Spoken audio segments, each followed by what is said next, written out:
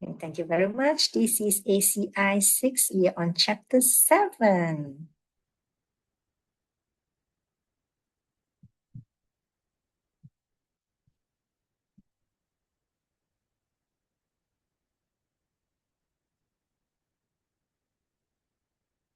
Chapter 6 and chapter 7 are very closely related. We just mentioned about, remember, we just say about mental affliction, right? So at path 3, we say we see emptiness directly, and we are called an Arya, right? An Arya, or we call it superior being, superior to whom they were before. Okay, not superior to other people, okay? Superior to whom they were before. And they are also called a stream enterer. They are called a stream enterer. Okay. And then from path 3, then we move to path 4. Okay. Path 4, we use what we have, what we see in path 3. We use the wisdom that we gain from path 3, okay, which is the direct perception emptiness, the wisdom that we gain. We use that at path number 4 to get rid of our mental affliction. See, destruction of mental affliction. The title is emptiness and destruction of mental afflictions. Means we destroy, we get rid of our mental afflictions. Okay, if we keep on getting rid of our mental affliction, get rid, then we will reach path 5. We reach path 5, no more learning. We reach nirvana. What is the definition of nirvana? Do you still remember the definition of nirvana?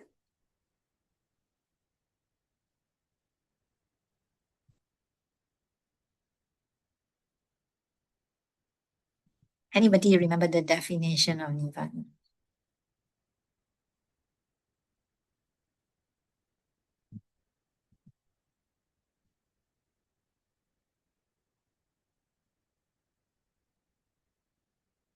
Yeah, I should say no suffering, no more mental affliction. Cessation, yes, Reggie says cessation, no suffering. Permanent cessation of suffering, yep. Permanent cessation of mental affliction, that is more correct, KL Wong, yes. Yes, and correct. Cessation of mental affliction forever. You cannot, don't forget the word mental affliction, okay? Nirvana is a permanent cessation of mental affliction, obstacles in their entirety due to seeing emptiness directly. Yes, correct. Nazin said permanent cessation of all mental affliction, obstacles in their entirety. Okay, so no more mental afflictions. What is mental affliction? The definition of mental affliction is any thought that ruin, that disturb your peace of mind. Any thought that ruin, that disturb your peace of mind is a mental affliction. Like what? There are 84,000 negative feeling, yes. 84,000 of mental afflictions. 84,000 of mental affliction. With the 6 major one, they all come from these 6 major one. Anger, number 1. 2, hatred. Pride, 3. 4, jealousy. 5, ignorance. 6, wrong view.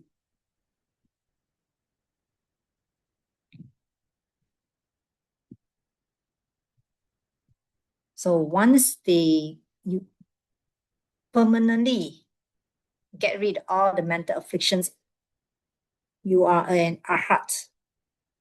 Arhat, or we call it in Tibetan Drachompa. Drachompa means enemy destroyer. Enemy destroyer. Who is your enemy? Outside enemy. Let's have a war. The enemy is inside here. The mental affliction.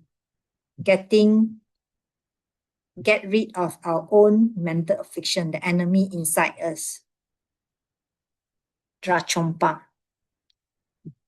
And because they have get rid of their mental afflictions, they are worthy of prostration. They are worthy of prostration, worthy of us bowing down.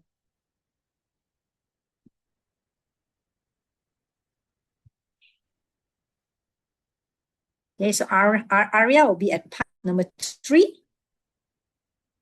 Arhat will be at path number 5. If the goal is Nirvana. Okay. Arya is at, if on the Bodhisattva track, Arya will be at Bhumi level 1.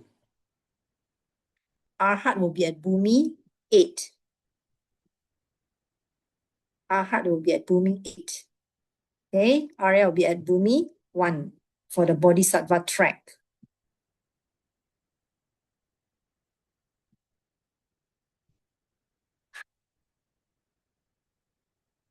Teacher, Rich, what do you by Buddhi 1 and 7? What do you by Buddhi? Bodhisattva level 1. Sorry. Yeah. Arya is for Bodhisattva track, and Arya is at a Bodhisattva level 1, or we call it Bhumi 1. And for an Arhat, they are at a Bodhisattva level 8, Bhumi 8. There are 10 Bhumi, 10 Bodhisattva level for those who are on the Bodhisattva path. So just now we mentioned at path number 5, no more learning. If the goal is just Nirvana, then you have already reached your goal. If your goal is to become a Buddha, then you still have some obstacles to omniscience to clear. That's why you are at the Arhat is at the Bodhisattva level 8. So you still have the obstacles to omniscience to clear. Okay, for this class, we are talking about Arhat. Okay, so Arhat, you are at Bodhisattva level 8, and you have completely destroyed all your mental afflictions. Okay, let's imagine how it feels to be free of mental afflictions. Okay, I want you to close your eyes. Okay, just for a while, just close your eye. We want to imagine how it will be like to be free from mental affliction. Okay, just close your eyes.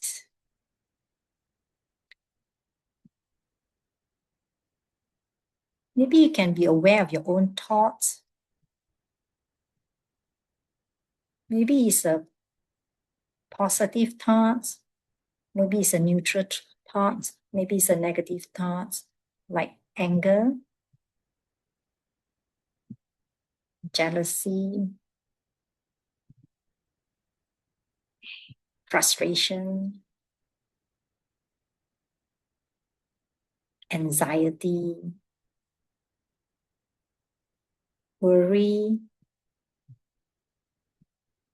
sadness, regret, guilt. Maybe you're stressed out.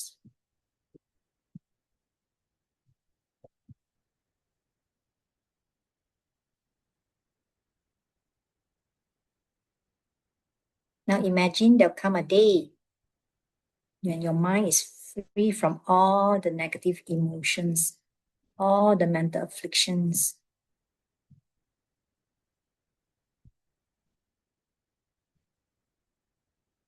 Imagine how it would feel.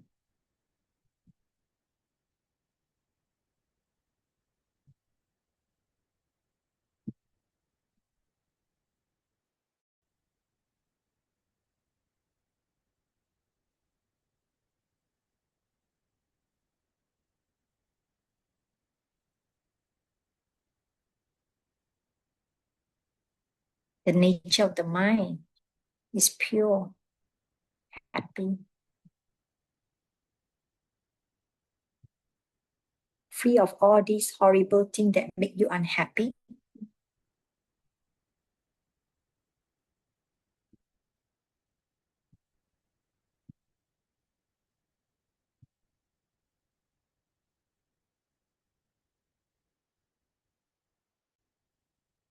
Now bring your mind back here and you already can open your eyes.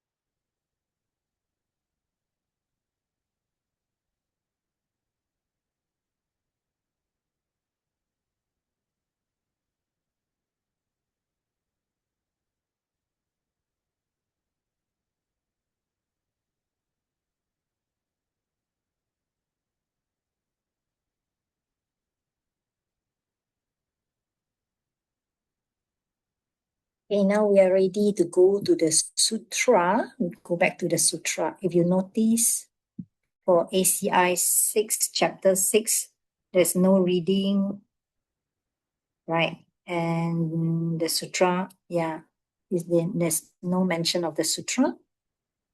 So we come back to the sutra now.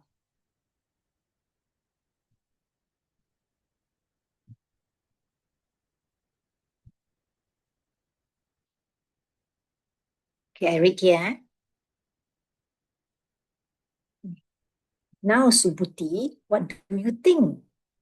Do those who have entered the stream ever think to themselves, now I've entered the goal of entering the stream? Do they think like that or not? O conqueror, Subhuti replied, they do not. And why is it so? It is, O conqueror, because it would be impossible for them to enter anything at all. And this is precisely why we can even speak of a stream enterer.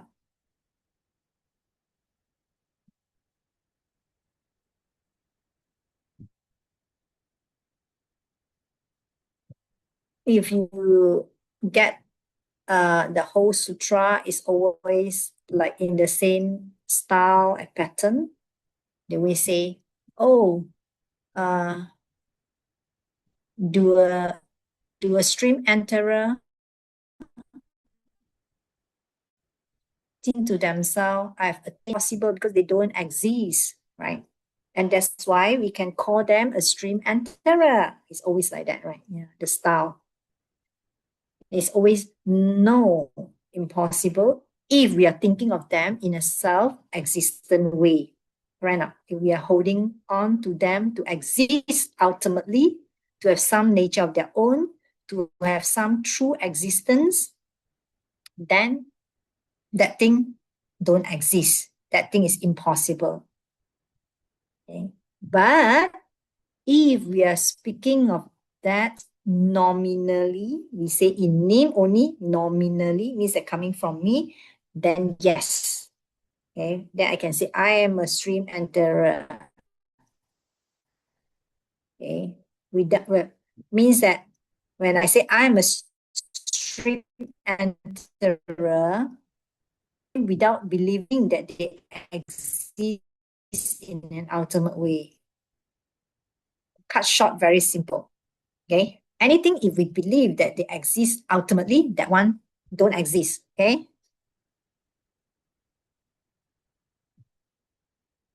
We are believing that they're existing ultimately with some true existence from their own side, in itself, from itself. That thing don't exist, that thing don't have. Always like that, okay? That side don't have. This side, yes.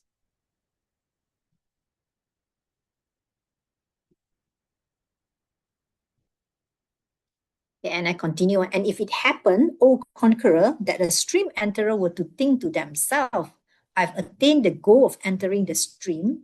If they were to think like that, then they would begin to grasp to some self in it, and they would begin to grasp to a living being, something that lives, and to a person. Okay.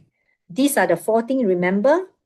The four things, self, which is a dark, Samchen, Sok, and Gangsa, the four things. Believing that there is a self-existent self, believing that there is a self-existent mind, believing that there is a self-existent self throughout this one life, believing that there is a self-existent self that go from lifetimes to lifetime. Anyway, to cut short, very simple, believing that things to exist self-existently means that believing there is some true existence in the thing independent from me.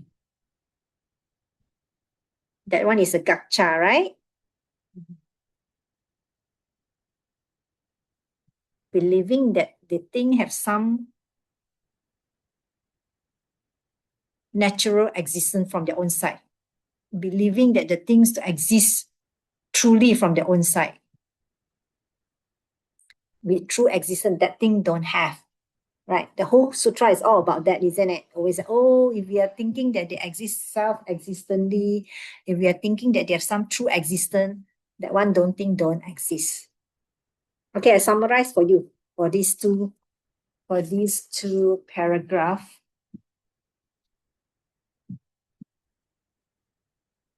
Okay, I summarize for you. Okay. If a stream enter an area, do they think to themselves, I am an area, I am a stream enterer? Do they think like that? No? I have attained the goal of entering the stream. Do they think like this or not? Okay, if they think like this, if you see this paragraph, if they think like this, if they think that they, how should I put it? If they think that they are an stream enterer, if they're thinking of that in an ultimate way, then that thing don't exist. Correct or not? Yeah. If they're thinking that I have attained the goal of entering the stream, if they're holding on to the things to have some true existence, then they fall already, no? Correct or not? They are falling into holding things to be self-existent.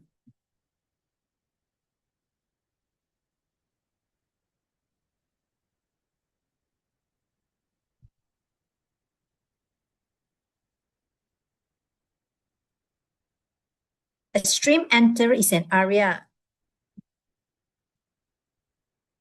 Angela, see, stream enter an area, path 3, correct? They see emptiness directly.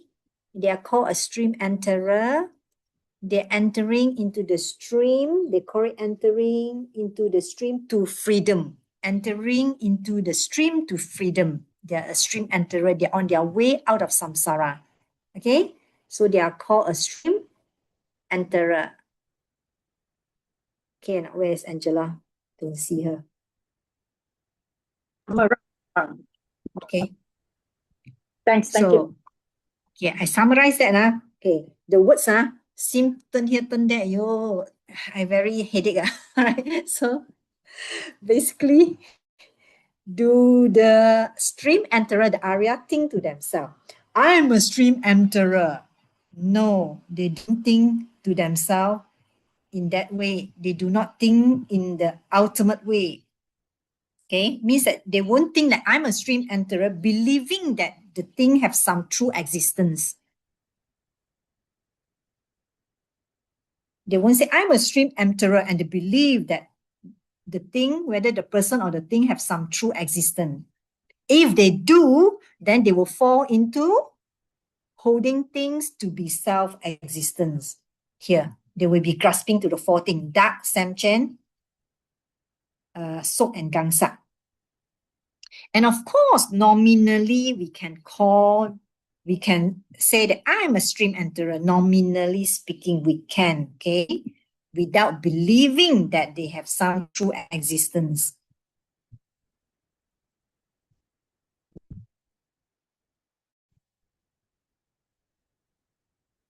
Okay, in conclusion, there is none to attain,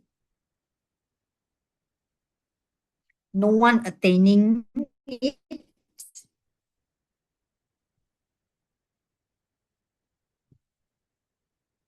and in fact, there is nothing that helps us to attain.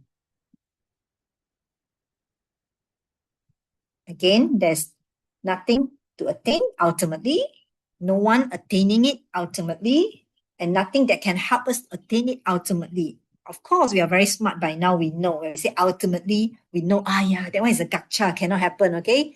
When we say ultimately means that there's nothing to attain from their own side, in it, from it, independent from my projection. Right? So very easy. I teach you the shortcut. Say all the words. If you hear, I want to, I cannot understand, wow, my head grows so, wow, I tell you, I spend so much time looking at the words. That is really difficult, the words. If you can look beyond the words, I think that will be so much easier. Okay. If you're always like, if you're thinking of that in a self-existent way, that things have some true existence, that one is a gacha. That thing don't have, okay? Doesn't mean that we cannot say that. Of course, nominally speaking, we can say that, okay? Coming from us, okay? Without believing that they have some true existence, that one okay.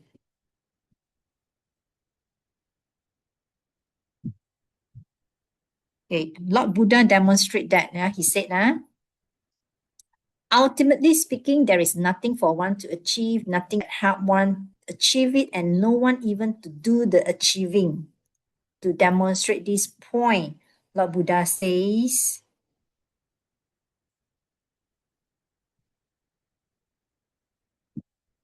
okay, this one, anybody want to read this? Angela, can you read this? The Thank you. ultimately, the This one, the conqueror bespoke. Oh, Supati, what do you think? Was there any Dharma at all which the one task gone took up from the one task gone? The destroyer of the four, the perfectly enlightened Buddha called maker of light. And Supati respectfully replied, O conqueror, there exists no Dharma at all which one task gone received. The one task gone took up from the one task gone, the destroyer of the four, the perfectly enlightened Buddha called maker of light. I don't quite understand. Yeah, thank you, Angela. Okay, I explain to you. Okay, it's very simple. Just that, okay, this one. Just now we say the conclusion is there's nothing for one to achieve, isn't it? Ultimately, of course, we understand that one is a gacha, okay? And nothing that can, that no one even doing the achieving ultimately, okay, we understand. And even nothing that can help one to achieve it, okay? There's no Dharma that can help us achieve it. And to demonstrate that, Lord Buddha say, there's no Dharma at all, okay? There's no Dharma at all that, that he received from the Buddha maker of light. In simple, there's same thing like what I say, there's nothing that can help us to achieve it ultimately. Okay, in short, we understand why, because if there is a Dharma ultimately that can help us to achieve it, then everyone who heard the Dharma will already have this realization. Correct or not? We all have the realization, thing, correct or not? If there is something that can help us to achieve, correct or not? Ultimately, then everyone who hear the Dharma would think, get the realization. But it's not, isn't it? In the class, We attend enough, I attend so many classes. Oh, I don't understand. And the other person say, oh, they understand. Oh, you're so smart, okay, right? I don't get it, right? So I find it, or maybe someone else find it so boring. Okay, somebody find it useless. Okay. Somebody felt, wow, so profound. Oh my God, I learned something. This thing helped me in my life. Right. So the emptiness of the realization, the emptiness of the Dharma. Okay, very easy. So there's no Dharma at all that can help us to achieve it. Then where is the Dharma? The Dharma come from our projection, come from our goodness. That we hear something, it speaks to you, right? The emptiness of the Dharma, the emptiness of the realization.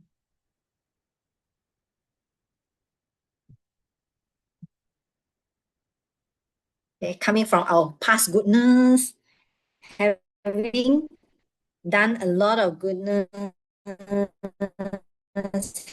having helped other people. We have our goodness for us to be in this class, right? Coming from our goodness. You can look at it in a positive light or you can look at it in a negative way, okay? Right, all coming from our past goodness. Yeah, well, so we are interested. We are still in the class. We are still there. Yeah, Angela have been here from ACI 1, 2, 3, 4, 5, 6. Has to come from your goodness. Okay. Slow doesn't matter. Slow and steady, you still reach your goal.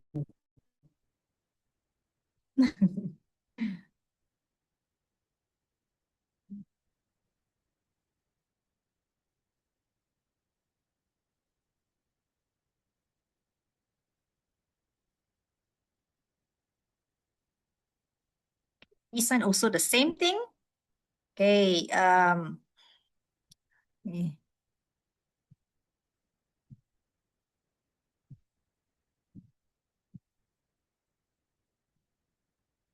I want to read from the below here instead of the top, okay? I will ask you the same questions, okay? Okay. Will an arhat, just now we talked about the stream enterer who is an arya, path number 3, right? Now we talk about path 5 and arhat. Will an arhat say, I am an arhat? I'm asking you the same question, applying the same logic just now. Will they say, will they think to themselves, will they think to themselves, I am an arhat, I am an enemy destroyer. I have attained the goal of destroying my enemy. No, ultimately, okay? No, ultimately. Ultimately is always no, not ultimately. Ultimately means that you believe that they have some true existence. No. And if they do, then they'll be holding to things to have some true existence. Means that they're holding to things to have self-existence. But that doesn't mean that they cannot say, nominally speaking, they can say, I am a foe destroyer. Nominally speaking, yes, you can say that. Okay, so let's read this last paragraph here. Subhuti, but it is also true that I do not, while grasping to some true existence, think to myself, I am a foe destroyer. If I did grasp it this way, then I would start to have mental afflictions and then I would stop being a foe destroyer. Okay, until here enough. Okay, so it's the same logic. Will an arhat think to themselves, I'm an arhat. I'm a enemy destroyer. I've attained the goal of enemy destroyer. No, ultimately, not ultimately. Okay, ultimately means that you believe that they have some true existence. Cannot. Okay, and if they say, if they believe in some true existence, then they will fall into the four thing. Remember the dark, samchen, sok, and gangsa means that they're holding to things to have be self-existence. They're holding to things to have some true existence. things cannot have true existence. That one is a gacha. And if they do, then they will stop being a full destroyer. They will start to have mental afflictions.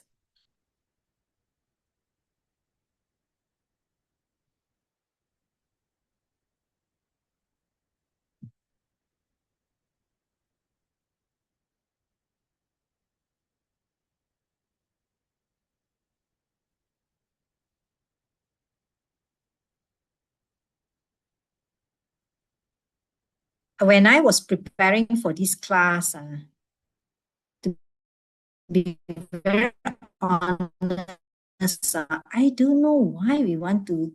How can I apply my life? Then I suddenly got ting. I say, oh, it's true. Okay, real apps. In any position, every one of us have some position in our life, isn't it? Your career, your house, your life, in any position or in any identity that you are holding on, that you have, whatever your identity, whatever your position, whatever your achievement, you apply that the same way. So you can try, give you a hint, you can bring that to your contemplation. Wow, very interesting. Wow, when I look at that, I finally understand. Wow, I fall is when I forget. Yeah, when I forget, when I hold on to things to have some true existence, that's when I fall. Then you start to have mental affliction. Okay. All your success, all your identity, all your position in the very same way. You can apply that. Okay. Again, so far what we have covered in this class in chapter 7, we apply the same thing for an Arya. When an Arya think, one is for Arya, one is for Arhat. Yeah, just now we do this one, right? One is for Arya. Will they think to themselves, I am an Arya, I'm a stream enterer, I've achieved the goal of entering the stream? No, not ultimately, okay? Not ultimately. If they do, then they are holding to things to have some true existence already, right? But nominally speaking, yes, they can say that I am a stream enterer, but without believing that they have some true existence. Okay, same pattern for arhats. Will they think to themselves, I am arhat, I'm an enemy destroyer, attain the goal of being an enemy destroyer? So they cannot think in that way. Ultimately, if they think in that way, ultimately means that believing that they have some true existence, then they will fall, isn't it? Then they will be hold on to things to have self-existence, some true existence. Then they would not be a full destroyer and they will start to have mental afflictions. Very simple. Okay, one is when you're holding on to a gacha. Okay? You're not thinking that it's coming from your projection, from your good virtues.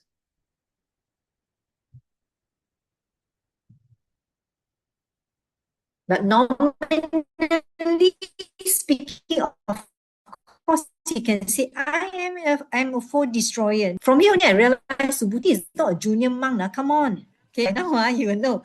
Subhuti, he say he is a full destroyer. Hello. He's an Ahad man. From beginning, they say he's a junior monk, isn't it? We have been following the story. By now, if you read the sutra, you realize that, hey, come on, this Subhuti, he is a full destroyer. Wow, he's a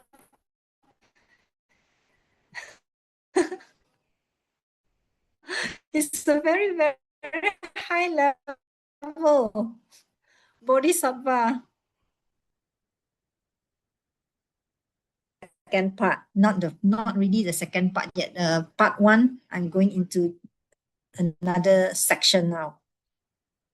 Okay, make it easy for you. You can go back and think. It's always the same one though. If you're holding on to the things to have some true existence, means you're holding on to things to be self-existent. That one means that you are thinking of them in an ultimate way. That thing don't exist. Okay. But nominally speaking, you can say that I'm a foe destroyer without believing that they have some true existence. Cannot. But if you believe there's some true existence, then you'll be grasping to the four thing already. Da, Samchen, Sok, and Gangsa. In short, you're holding to things to have some self-nature of their own.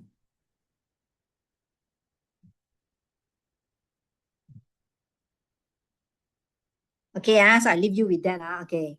Next one would be we go into further detail, like we mentioned about the Arhat, right? And Arhat, we say is a Drachompa, means enemy destroyer, we know. Also means that they are worthy of prostration. Versus an Arya at path number 3 is a superior being. Okay, just now from beginning we did I did explain about this.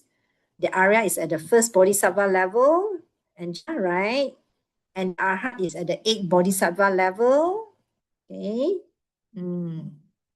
Karina, so which one first? Arya first or Arhat first? Angela. Yeah, Arya first, then Okay, Arhat. good. Yay. Okay, correct. Okay. So when you become an Arhat, you're at the 8th bodhisattva level. Okay, or we call it 8th Bhumi level. 8th Bhumi level, you gain a mastery over the things that never grow. What does that mean? You gain a mastery over the things that never grow. Two things. One, you gain a mastery over your mental affliction, means they overcome your mental affliction. You overcome your mental affliction, so your bakchak won't grow. So no more mental affliction, no? Right? We say no more mental affliction, and Arhat, no more mental affliction. Okay? So you gain mastery over the things that never grow. What is that? Number 1 is mental afflictions. Negative emotion. Okay? Mental affliction means negative emotion. No more mental affliction, no more negative emotion. The bakchak won't go. Number 2, you gain mastery over the things that never grow, which means emptiness. Because emptiness is uncaused, unduced. Emptiness, let's say emptiness of mind. What is this? The remote control. The emptiness of my remote control now is 100%. Come into existence. And when this is gone, the emptiness of the remote is 100% gone. So emptiness is either 100% or 0. There's no 50%, 20%. Okay, so emptiness come into the existence when the thing come into existence, and emptiness go out of existence when the thing go out of existence.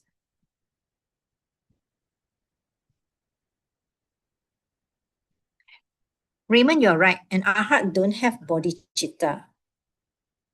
Okay, if you go into perceiving emptiness directly at path number 3 without bodhicitta, then you are an Arya, right?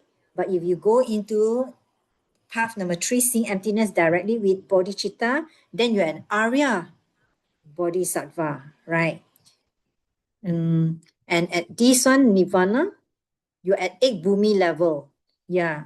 But an Arhat is not on a bodhisattva track.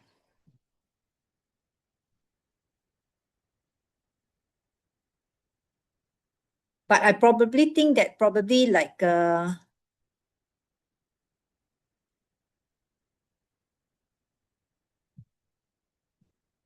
yes. Yeah, and Arhat is not on a bodhisattva track, but probably they can after that. I guess so, right? And Arhat, they can continue from there. I don't know. Okay, so they gain a mastery. Come back to this one. And Arhat, they are at the 8th bodhisattva level, and they gain mastery over things that never grow. And what does that mean? Two things. They means you have overcome your mental afflictions, that your bakchak won't grow, number 1. Number 2, you have a mastery over emptiness. Emptiness is also never grows. That emptiness is either 100% or 0. There's like no 20%, grow until 30%, until 40%, until 50%. Not like that, nah. Okay, so emptiness is either 100% or there's no or zero.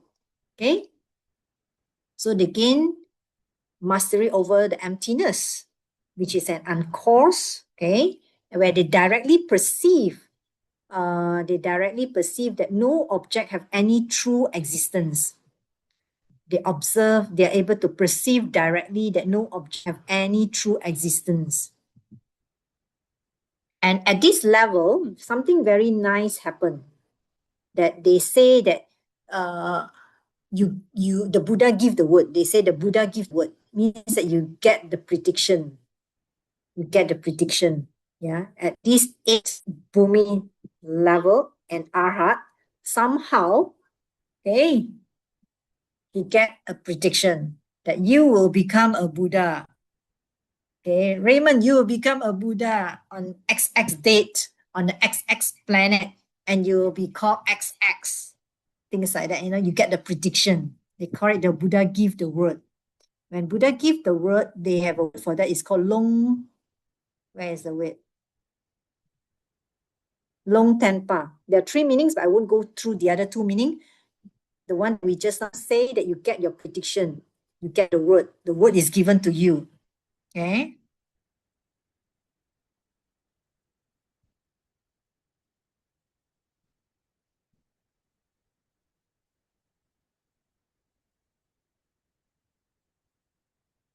Yeah, Daniel and Laura, emptiness. Yeah. Every second, moment by moment. Yes. So for this one, the long tempa, you at the 8 Bhumi level, when you become an Arhat, okay, you gain mastery over the 2 things and you get the word. The word is given to you. Okay. And for this story, our teacher, who is our teacher? Shakyamuni, right? Gautama Buddha. Okay, Shakyamuni. Before he become a Buddha, when he was a youth, like you, like Daniel, he was called the cloud of Dharma. Okay, and then he become an Arhat. Okay, cloud of Dharma, and then he got the prediction. Who gave him the prediction? Another Buddha. The Buddha called maker of light, a light maker. He said, in the future, you will become Buddha known as Shakyamuni. Okay.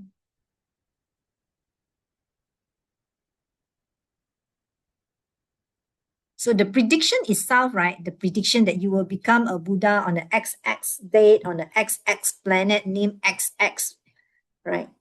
The prediction itself is also empty, isn't it?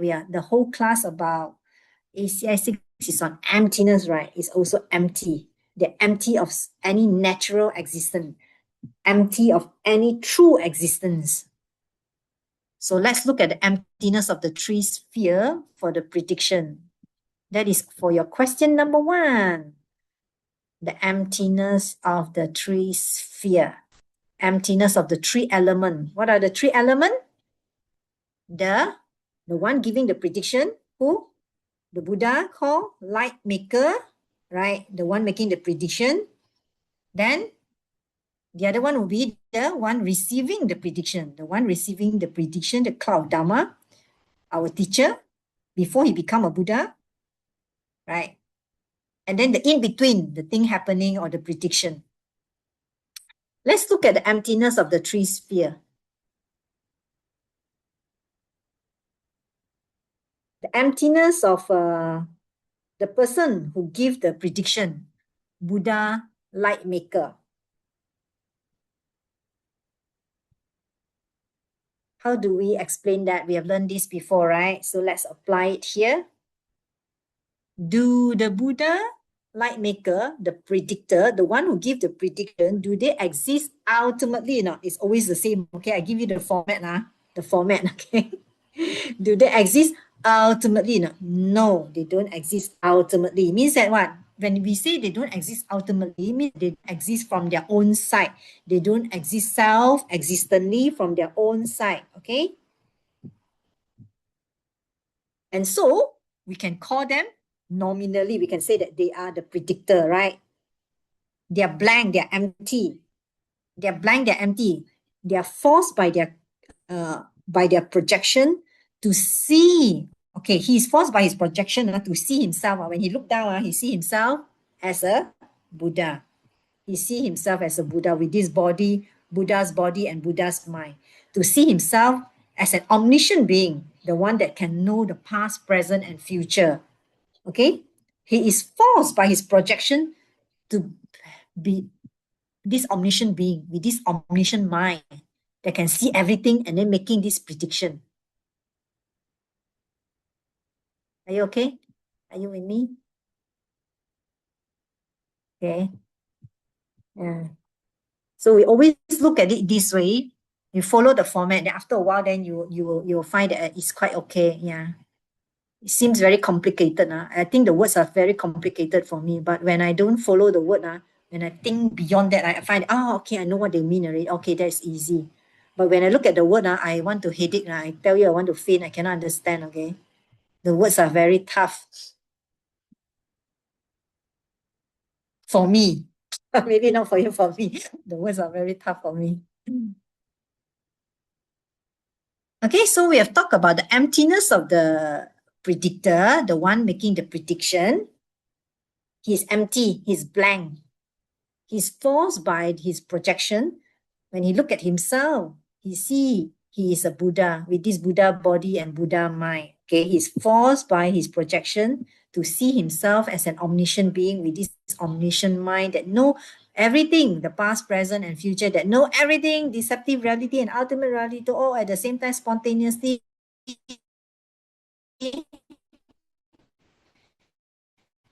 okay, effortlessly, the predictor, the one giving the prediction. Then next one will be the one receiving the prediction.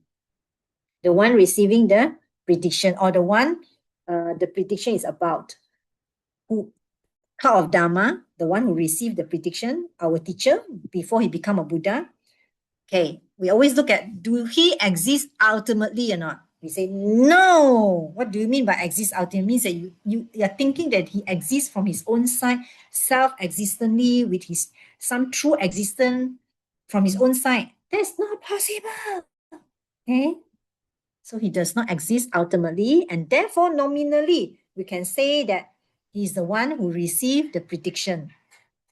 He's empty, he's blank, and therefore he's forced by his projection to see himself receiving this prediction. He's forced by his projection to receive this prediction. Of course, from his kindness, from his goodness, from all his good virtues, for him to receive this prediction. Okay?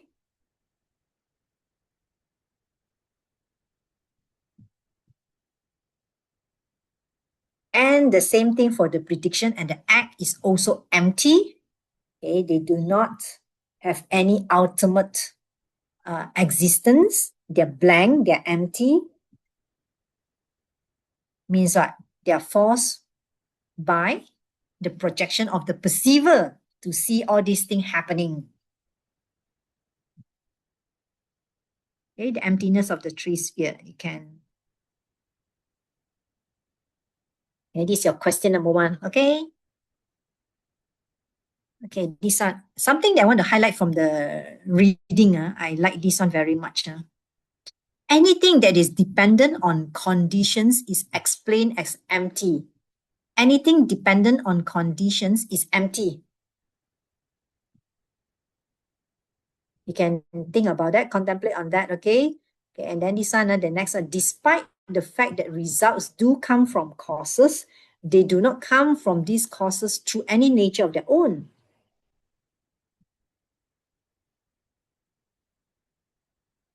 Okay, we see that things have causes, isn't it? Oh, come from, because Daniel do like that, like that, like that. Okay, these are the causes, yes, but not independent of my projection, okay?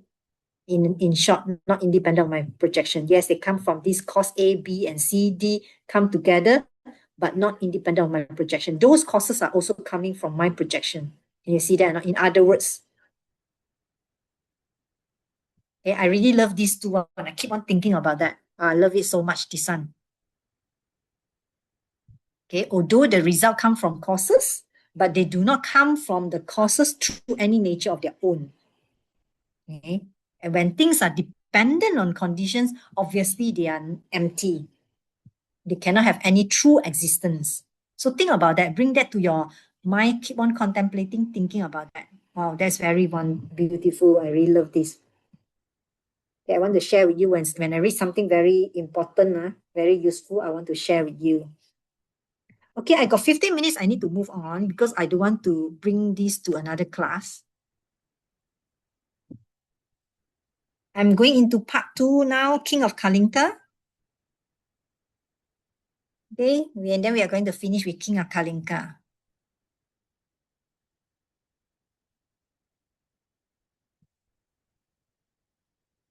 Okay, King of Kalinka. Okay, the story is like that.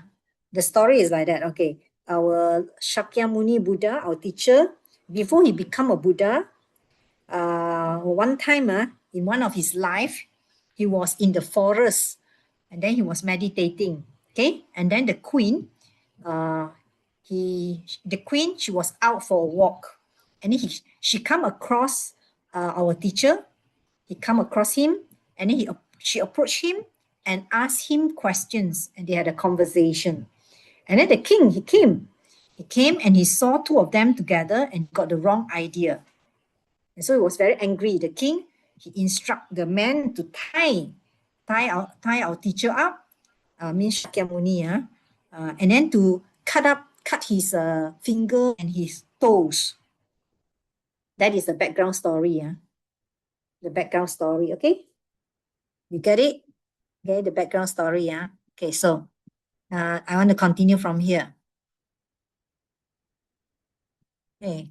Oh, Subhuti, there was a time when the king of Kalinka was cutting off the larger limbs and smaller appendages of my body, means that cutting your finger and the toes. At that moment, there came into my mind no conception of a self, nor of a sentient being, nor of a living being, nor of a person. Remember the four things? The dark, Samchen, Sok, and Gangsak. I had no conception at all, but neither did I not have any conception. I know when you read like this, you want to go crazy, isn't it? Angela was reading the other time, she's almost faint, okay? So when you say you have no conception at all, but neither did I not have any conception. What do you mean by that? Okay. I'm going to go crazy again. Okay. When you say that you have no, our teacher have no conception. No conception means that you're not thinking you're not thinking, you're not holding to things to have some true existence. You're not holding to things to have some self-nature of their own. You're not holding to things as self-existence. Always come back to the same, okay? When you say no conception at all.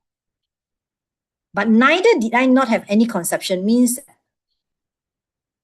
okay, before that, I go back to, when I say the first one, I have no conception at all means that you're not holding on to things to be self-existence, okay? If you have conception, means that you will start, the thought to harm someone would have come into my mind. I want to highlight here, okay? If at any moment there's any conception of a self, then the thought to harm someone will have come into my mind. If I start to think about, the king do this to me, okay? Means that you're holding them to have some true existence from their own side. Then obviously I'll get very angry, isn't it? If I'm holding myself to have some true existence, Zane to have some true existence, you're doing this to me, then obviously there's a thought that you want to harm someone. Okay, I'm explaining the first part now. I have no conception at all. Okay, the first part. Second part, when they say, it's not that I did not have any conception at all. The second part, it means that I do have some thought. Okay, I want to highlight here. Okay, the last line number, this one. Okay, this one. I do have the thought to keep my patience. I do have the thought to take on the pain willingly and not to be upset about the harm being done to me. Yeah. Okay, you do have the thought that is coming from my past deed ripening. That one okay. Okay. When you say that I have no conceptual, the first one means that you're holding to a gacha. You're not holding on to a gacha. The second one is that it's not that you're not thinking at all. You do have a thought that you know that this is coming from your past seeds ripening. Okay. I have to keep my patience. I don't want to plant another seed that will cause me future suffering.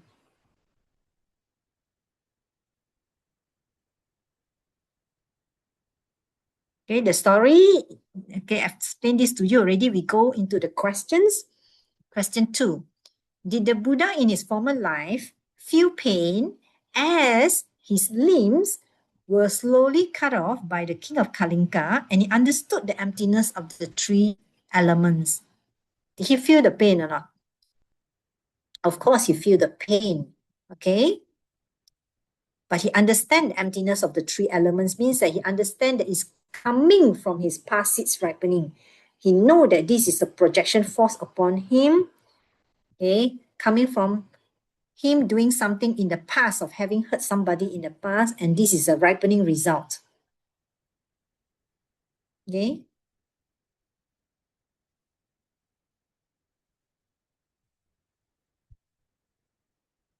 Yeah, you know that me being hurt, the king hurting me, and the whole thing happening is coming from my past seeds ripening, from my projection forced upon me by my past karma.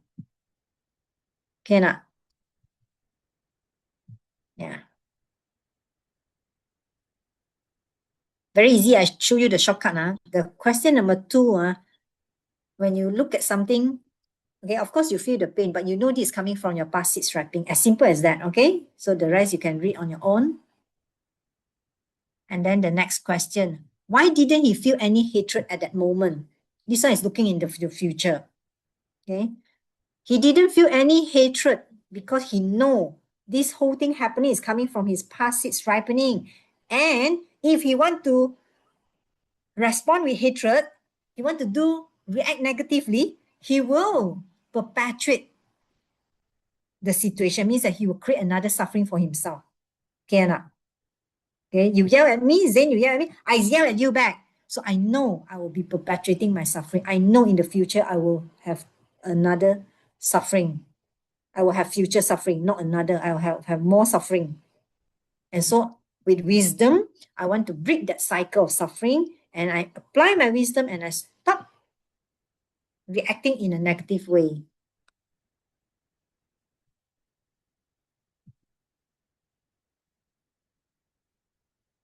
When I first heard about this story as a student, I find that, what?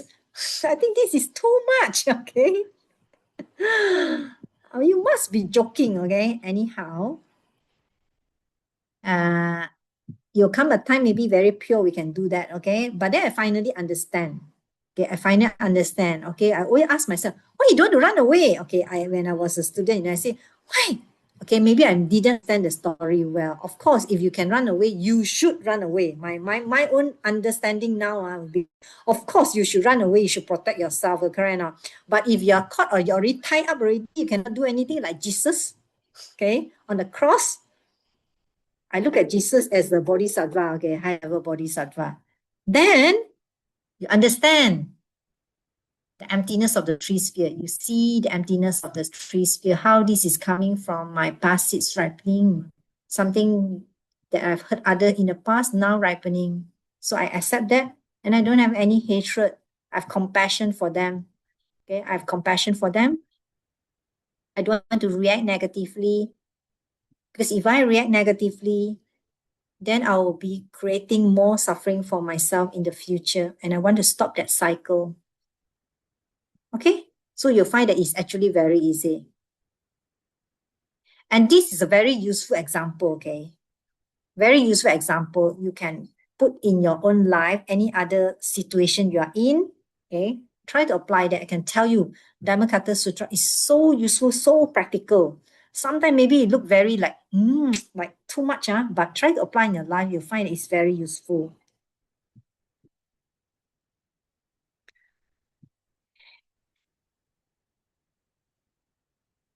And then the last question, describe the emptiness of an arhat's mind.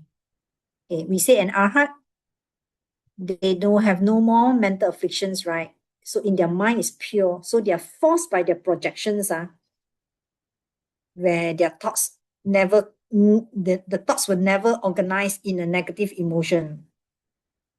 Okay? Like for me, I hear my thoughts. All of us, we hear our own thoughts. The emptiness of our mind, the emptiness of your mind, the emptiness of an arhat's mind is 100% empty of not coming from our past six ripening. Okay? So we are forced by our projection to hear the thoughts, okay, based on what we have done in the past. So an arhat is the same thing because they have so many good virtue, right? They have already permanently get rid of all their mental affliction because of their understanding of emptiness. So they don't have these thoughts. Okay, they don't have these thoughts. Yeah. The thoughts were never organized into a negative emotion because they don't have those seeds for that. Okay, just like the puppy and what are the chew toy? Puppy and chew toy, the pen and the chew toy. Yeah, same thing. Okay, our mind is also empty. If that is true, right? Understanding of emptiness, we can get rid of all our negative emotion, all of our mental affliction, and we can hear pure mind, happy mind, pure thoughts. Isn't it beautiful? So wonderful when if our mind is free of all these negativities.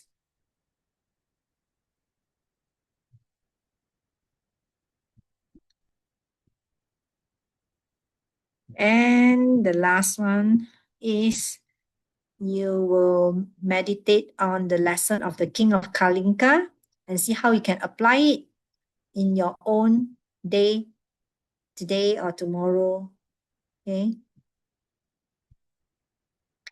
And something very interesting for the King of Kalinka, I want to say that does that mean that if somebody abuse you, then you just let it be? It's okay, it's coming from my past, it's ripening. No, if somebody is abusing you, hurting you, you have to protect yourself. Okay, like I say, somebody want to kill you, you have to run. Okay, you don't say, oh, it's my past, it's ripening, it's okay.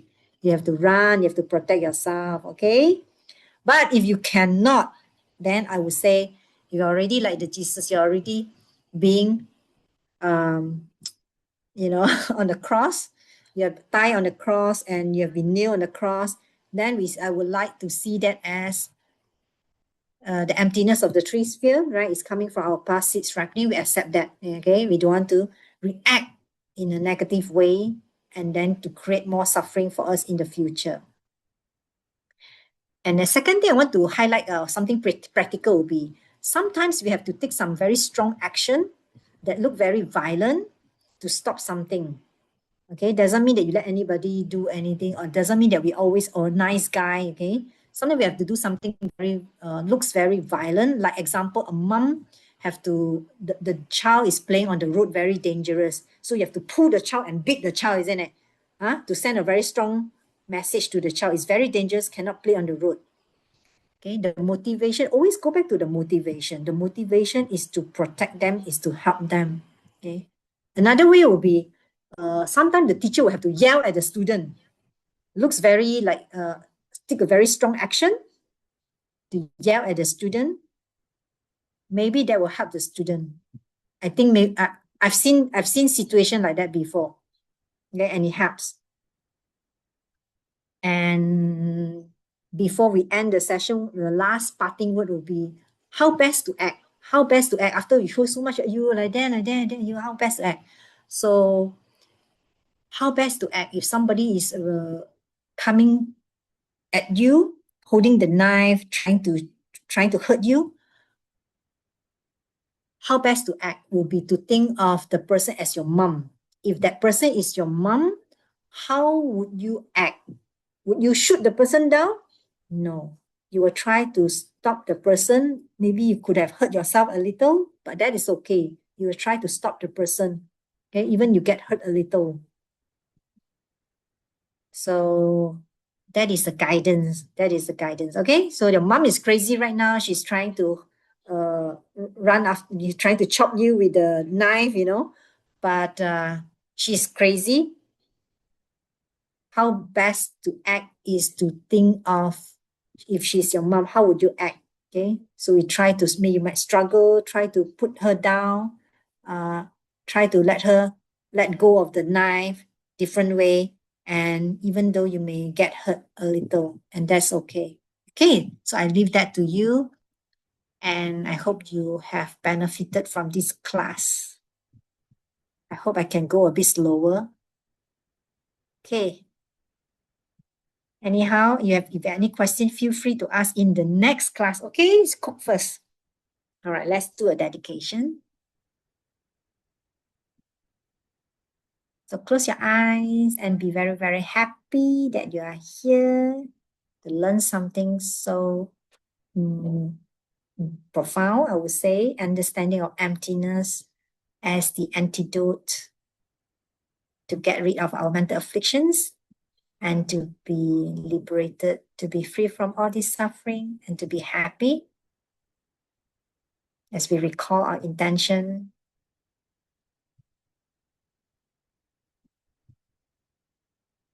and we want to share this goodness with everyone. By the power of the goodness that we have just done, we all beings complete the collection of merit and wisdom, and thus gain the two ultimate bodies that merit and wisdom make. Use 3 long exhale, 1 to send to the one person you want to help,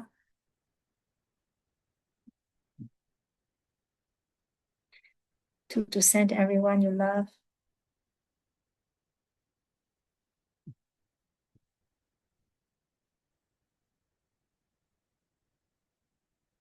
3 to send to all sentient beings in the universe wherever they are, in any room.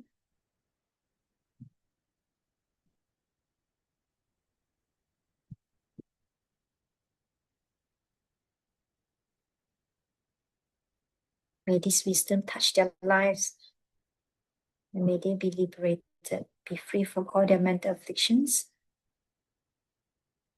and be happy.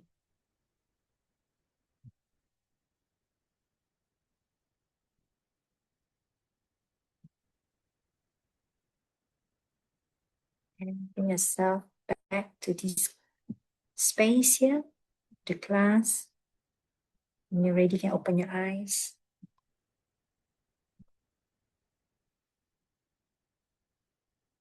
And stop the recording.